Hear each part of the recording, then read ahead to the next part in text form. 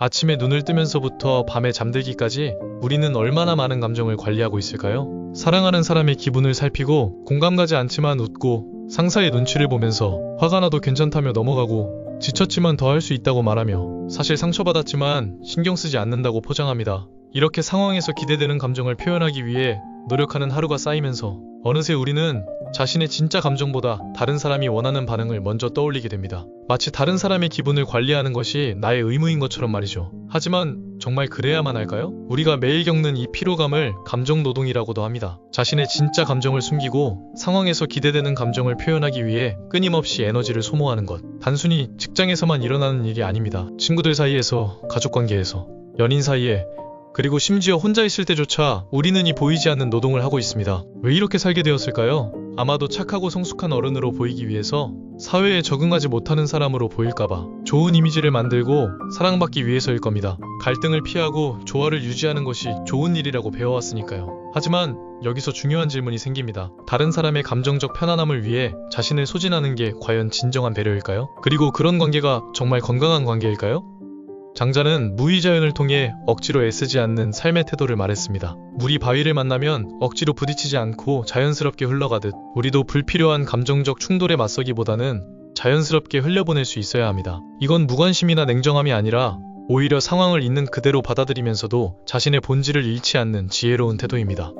불교에서 말하는 중도사상도 마찬가지입니다. 너무 긴장하지도 너무 이완하지도 않는 균형점, 타인에게 무례하지 않으면서도 자신을 과도하게 희생하지 않는 그 지점 말입니다. 이기적이 되라는 것이 아니라 진정한 균형을 찾아야 한다는 의미입니다. 그렇다면 구체적으로 어떻게 해야 할까요? 첫 번째는 감정의 소유권을 명확히 하는 것입니다. 다른 사람의 감정이나 생각은 그 사람의 것이지 여러분이 해결해야 할 문제가 아닙니다. 공감할 수는 있지만 나와 독립된 세계이기 때문에 그 책임까지 떠맡을 의무는 없습니다. 두 번째는 정중한 거절의 기술입니다.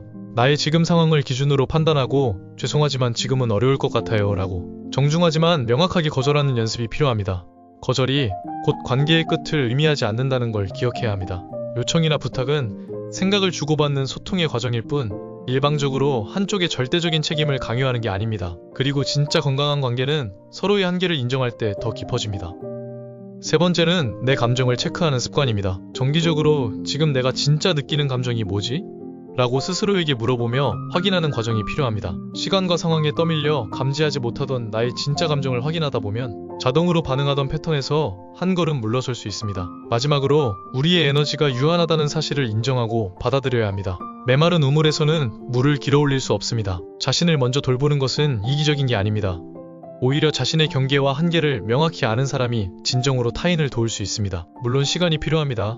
이런 습관적인 배려는 오랜 시간 몸과 마음에 배어있기 때문입니다. 하지만 작은 것부터 시작하면 됩니다. 누군가가 이유 없이 화를 낼 때는 내가 진짜 잘못한 건가? 나한테 왜 그러지? 라고 자동으로 나에게 문제를 찾는 대신 지나가는 바람처럼 저 사람이 지금 힘든가 보다 라고 생각하며 상황을 흘려보내면 됩니다. 힘들 때 누군가 괜찮아? 라고 묻는다면 괜찮아 하고 습관적으로 말하기 전에 정말 괜찮은지 3초만 생각해보세요. 괜찮지 않다면 지금은 좀 힘들어라고 상황을 솔직하게 말해도 됩니다. 그 한마디로 세상이 무너지거나 상황이 악화되지 않습니다. 이런 작은 변화들이 모이면 안전하기 위해 억지로 포장해놓았던 내 감정들이 더 선명하게 보이기 시작합니다. 다른 사람을 무시하거나 차갑게 대하라는 게 결코 아닙니다. 더 진실하고 건강한 방식으로 세상과 만나기 위해서는 나를 제대로 파악하고 존중해야 한다는 말입니다. 때로는 다른 사람이 실망할 수도 있을 겁니다. 예전처럼 무조건적으로 베풀어주지 않는다고 해서 말이죠. 하지만 그런 실망조차 그들이 감당해야 할 몫입니다. 타인의 기분이 흐려질까봐